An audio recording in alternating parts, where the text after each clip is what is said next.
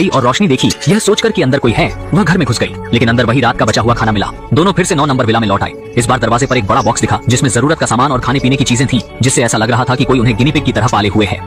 निक को जोरदार गुस्सा आ गया। आही किसी का हासा आ गया। जब सामने वाले में करुणा नहीं दिखी, तब निक ने भी कड़े कदम उठाए। निक ने अपने वंशानुगत लाइटर से बॉक्स को जला दिया और बिना संकोच के चटाई में आग लगा दी, प्लवनशीलता को बढ़ने दिया। निक का प्रयोजन था कि इस प्रकार छिपे संचालक को सामने लाना, परंतु दोनों निराश हुए। विला लगभग जल चुका था, पर कोई भी आग बुझाने नहीं आया। इस बार वे सर्वथा निराश हो गए।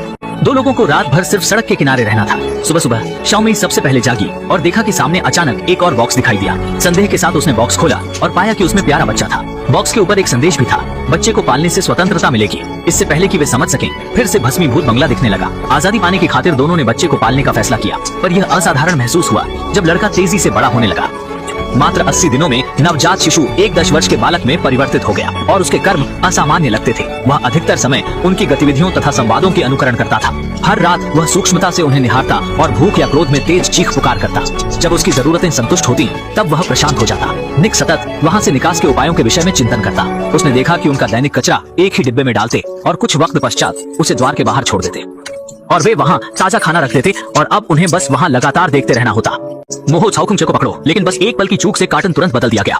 गुस्साई छोटी एमआई ने विरोध छोड़ दिया, जबकि निक दूसरे रास्ते की तलाश में रहा। जैसे ही उसने सिगरेट का बट फेंका, पास के घास के मैदान डर गए और तुरंत भाग गए, जिसके बाद शुरुआत की घटना हुई। इस खोज ने निक को बहुत उत्तेजित किया। वह विश्वास पूर्वक सोचने लगा कि जमीन के नीचे बाहरी दुनिया के रास्ते हैं। इसके बाद निक ने खुदाई शुरू की। 15 दिन बीत गए और उसे अभी भी कुछ नहीं मिला। अधिक परिश्रम से निक की स्थिति खराब होती गई। कमजोर गुर्दे और पोषण की कमी के लक्षण साफ थे।